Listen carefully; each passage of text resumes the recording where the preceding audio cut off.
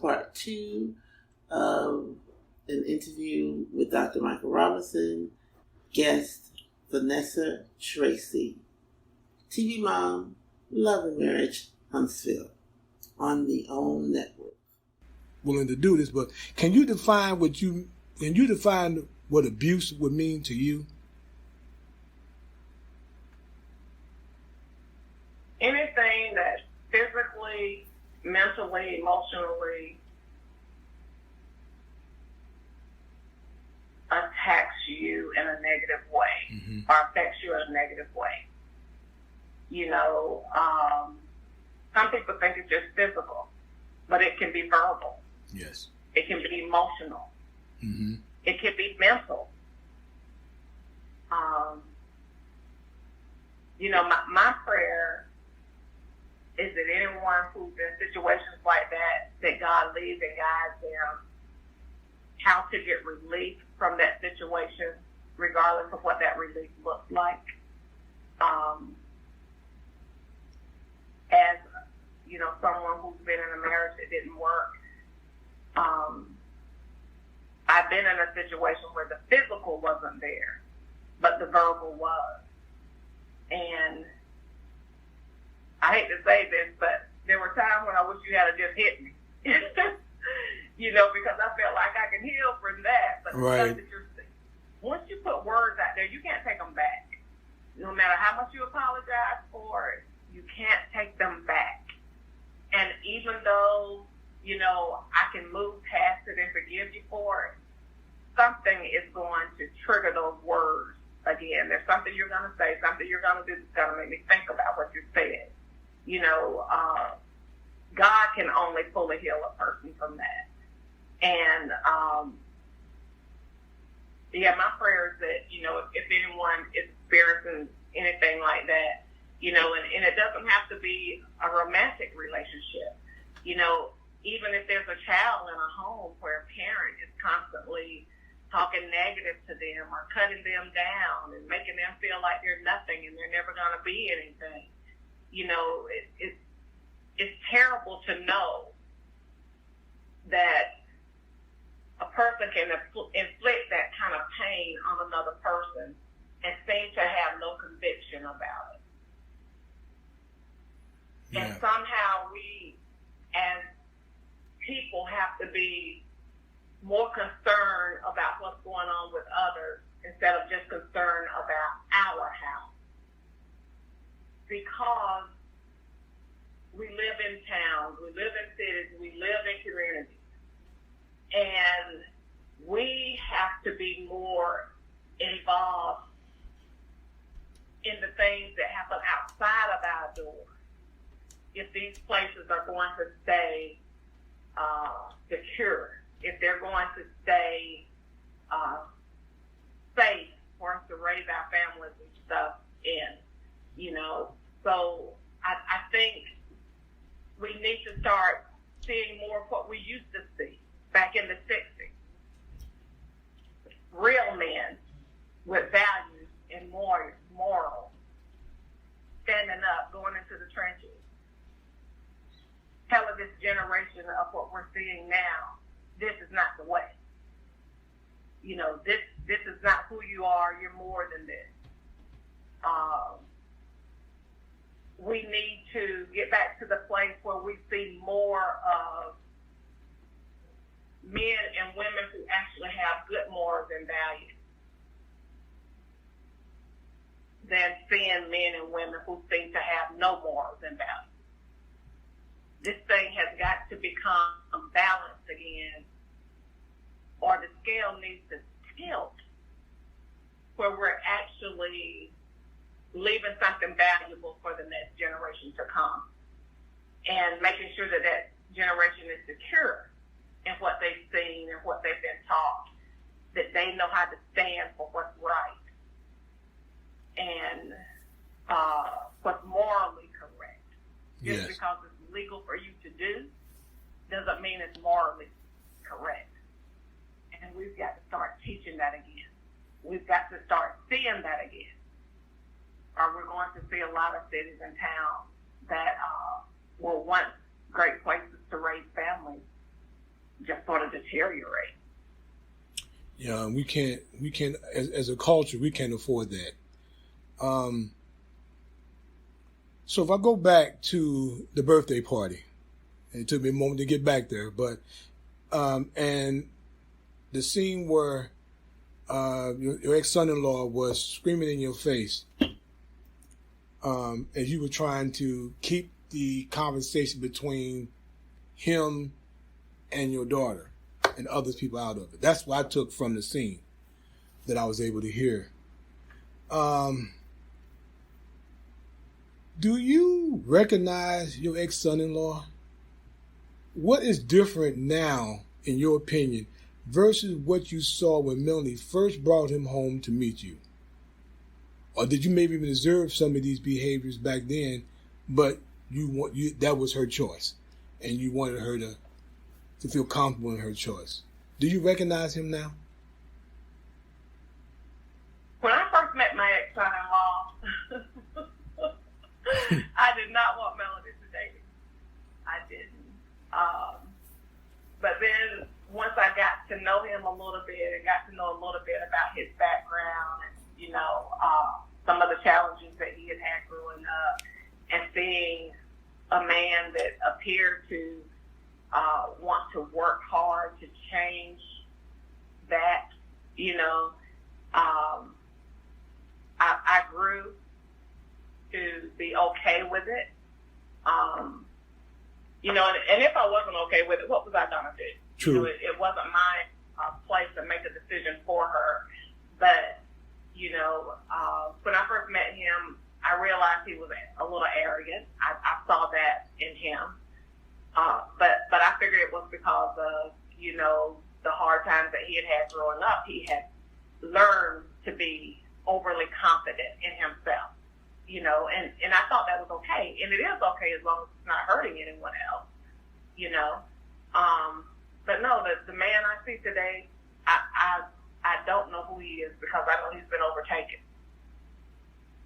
Like I said, I know what spiritual warfare is. And I know what the Word of God says.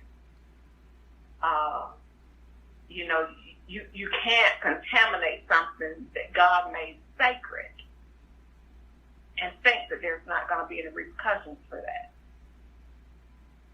And I'm just going to be very candid.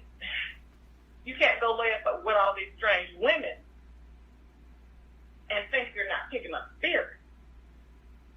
And, I've had very candid conversations with my ex-son-in-law, prior to all of this taking place, prior to the divorce. God would show me things, and I would go to him directly and tell him what God was showing me. And he would act like he was receiving it. And for a moment, I thought he was receiving it, but then it just got to a point where I realized, okay, he's not receiving any of it. He's saying he understands it, but to me it was like in his mind, he already knew that he wasn't going to heed to the warning of God. And if he ever decides to tell this story, he'll validate what I'm about to say. But God had me to go to him and deliver a very, very hard word to him. And he knew that was his final warning. And he knew that if he didn't heed to it, great was going to be his fall. And so when I see certain stuff happening now, once I delivered that word to him, God told me now it was time for me to step back, stop praying, get out of the way. And that's what I did. And so when I see stuff happening now, I just know it's just, You know, you didn't heed to the warning of God, and here you are. So now you've got to wrestle with God to get out of this. If you truly want to get back to the man you desire to be, you can't wrestle with Melody. You can't wrestle with me. You can't wrestle with anybody. You're going to have to wrestle with God to get back to the man that you desire to be. Well, we can only pray that that message sinks in at some point, because he appears to be extremely lost, confused, and I'll leave it at that, because if I say anything else, it would probably be totally inappropriate. But and I'm a praying man, and I've never done everything right in my life, and people have prayed for me, and I don't agree or even like this person who I see. I don't like your ex-son-in-law, but I can pray for him to be a better person, be a better man. He has reasons to be. He has 5 children, and he needs to be.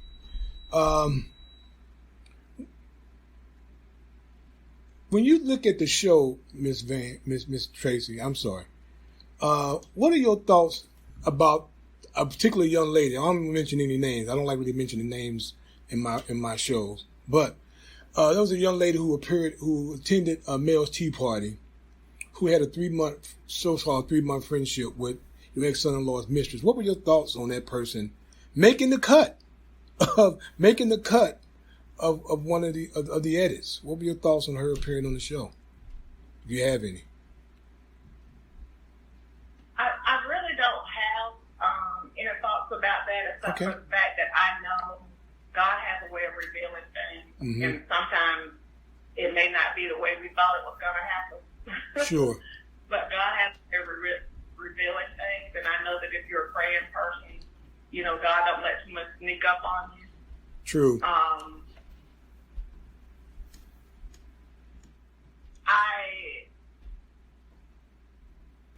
I don't have any ill feelings toward her, because let's be for real. You know, if she hadn't revealed what she had revealed, Melody wouldn't know what was going on behind the scenes.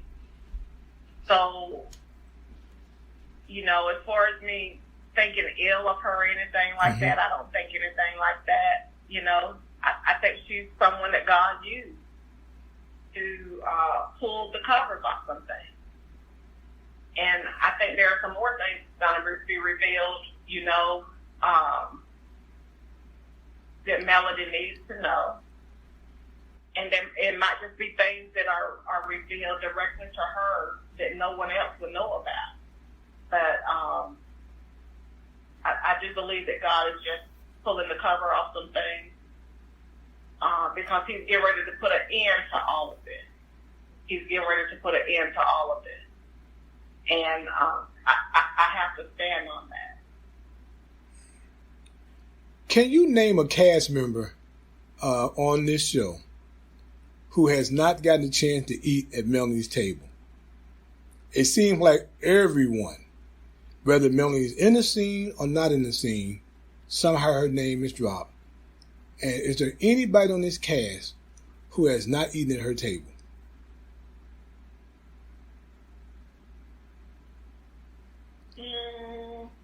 I didn't think so. As far as the original cast is concerned, you know, the ones that you see in the promo when the show first comes on. The core 6, I can live with that. Yes. Yeah. No. I mean, all of those individuals has actually sat at Melody's physical table and ate a meal. Yeah. You know, and I think that's what makes it so disheartening. You know, but when you allow someone in your home, you know, prop their feet up under your table, you know, sharing a meal with someone in your home, that's a very powerful thing. And when you let someone into that space, and then it seems like they never really had good intentions for you, or it seems like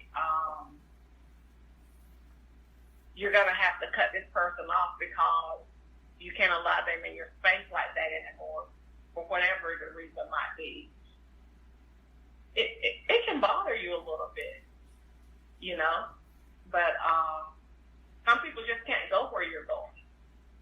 And God will keep you right where you're at until things are cut out of your life that can't go to your next level. So I always feel like when God starts cutting things out of my life or people out of my life, it's because he's getting ready to move me to another level. And those things can't follow me there, or those people can't follow me there. Yeah, God's about to do it. And he always replaces it with something else. Yes. God's about to do a good thing in your life. And when some of those things that you thought were so valuable that really or not are gone, you see what that good thing is. So, exactly. Ms. Tracy, what would you say to viewers? And I got like one more question after this. What do you say to viewers who feel the show has gotten toxic and filled with lies and bullying? And why should they continue to watch the show? So I totally understand how they feel. I didn't start back to watching the show until this season. And after the birthday party and shit, I haven't watched it anymore, and I don't plan on watching it anymore. Because I, too, was sold on the idea that it was going to show more positivity, and that it was going to turn around and go back to its original content, you know, what it was originally supposed to be. And, you know, I know there are several things that I filmed with Melody of her. Because, like I said again, that's who I filmed with, is Melody and my grandbaby. And I know there's several things I filmed with her, you know, where we was on a job site where she was teaching a preservation class. She had students to come in, you know, from out of town and stuff, and we filmed those things at a property that they were getting ready to do. And, you know, there's been conversations that I've had with her that, you know, were left on the cutting floor. And, yeah, I'm not interested in watching the show anymore because it is triggering. You know, if it's triggering for you all and you all haven't actually lived in it, yes, just imagine what it's like for us, and we've lived in it. Can't imagine. Can't imagine. You know, it's just very triggering. And, you know, I had mentioned before that I told her to stop watching the show because I would watch the show on a Saturday, and it would be days before my spirit would calm down and I could get a good night's sleep at night. And so I just cut it off altogether. I just stopped watching it. And like I said, I tried to start back to watching it this season, and it seems to be more of the same. Everybody coming at Melody, you know, everybody being just not professional at all. Just, yeah, it's just not something I'm interested in. Yeah.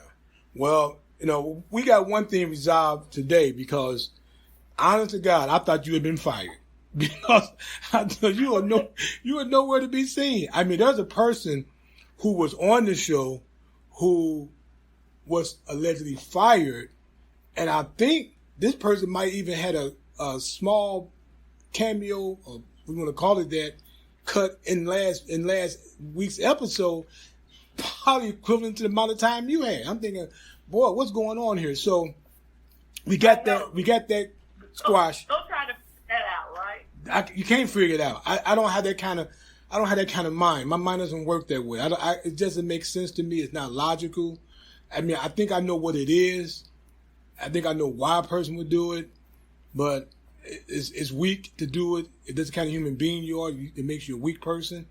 So, but I want to end, because this was a hard conversation for me, Miss Tracy. It really was, because it is triggering to so many people. When I read comments, hear what people say, and I hear how it triggers them and how people are disgusted by what's happening now. It's much.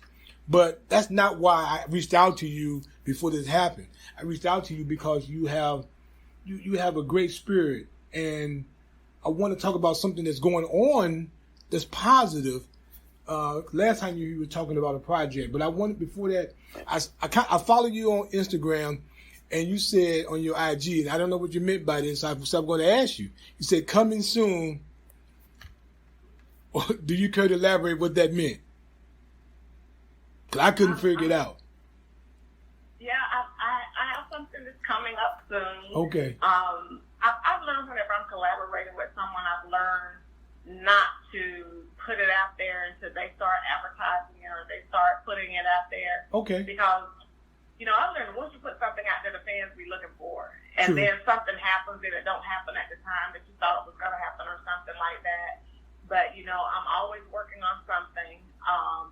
I just released the cover for the next volume of Chronicles of Grandma Mother. Yes, you did. Congratulations. I saw it. A Trip to the Zoo. Mm-hmm. And that's coming out this November in time for Christmas. I am so honored to be gracing the cover of Urban Centennial Magazine for the month of, for this month. Congratulations. That cover was just released. And I actually just got a chance to read the special editorial in it for the interview that I did for that. And it is amazing. They put everything together so good. So I'm really, really excited, about that. And, I have some speaking engagements coming up. I've learned not to announce where I'm going to be at. Yes. I've just learned that I have to move differently, even to the point where if I am out in a public environment, I have my own security with me because people can be so evil. People can be so evil. And so, the more people get to know who you are and recognize you, and even though you want to interact with the fans a lot, you still, my team says, they're going to take whatever precautions they have to take to make sure that I'm safe. Absolutely. When I'm out in public. Yes, we want you guys to stay safe, be safe. So you got to practice that safety. I'm excited about your new book. You said sometime in November it's going to be out? Yes, it'll be released in November. They call it Black Friday. Okay. But I think they've extended it to that now they have Cyber Monday. But, it'll be released in time for people to order it and have it in time for Christmas. So, I'm excited. This is the third volume. I have 3 more to go. And, like I told you the last time I sat down with you, my goal right now is to finish these chronicles. Nothing else comes before that. And I'm just excited to know I'm halfway there. Well, congratulations on the journey.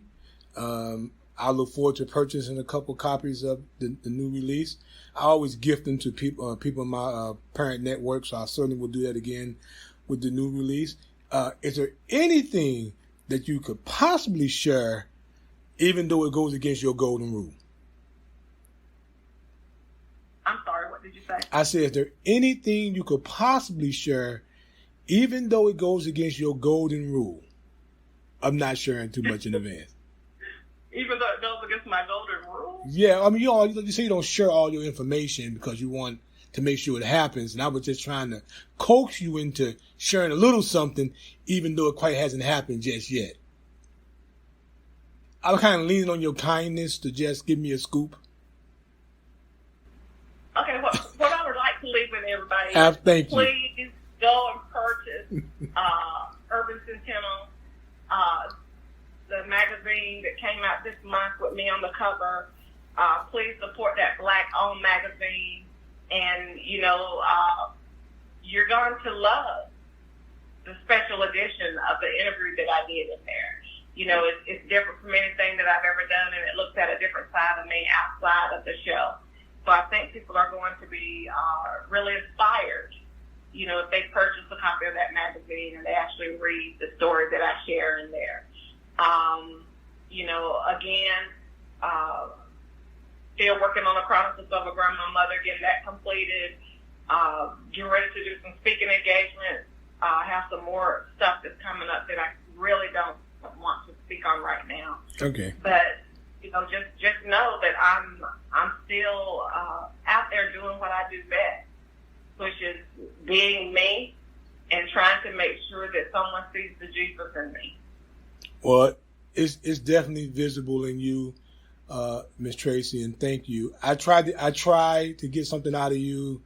It didn't work, but that's okay. I would make sure there's a link to the magazine with your interview on my webpage for people who listen to the interview can click on that link and purchase the magazine. I'll be purchasing one myself. I want to thank you for taking time out away from your family, from your free time, from everything that you're doing to spend time with me. My wife, who's in the background here, cheesing, she's so happy. And I want to again thank you. So she just had to speak to you. It just makes the evening a lot easier for me. So thank you for saying a few words to her and talking with her and letting her get something off her chest. Thank you for talking with her and talking with my audience. You are a godsend. You are a blessing. I pray for you and your family every day. And as I say at the end of all my shows, God bless, peace and love.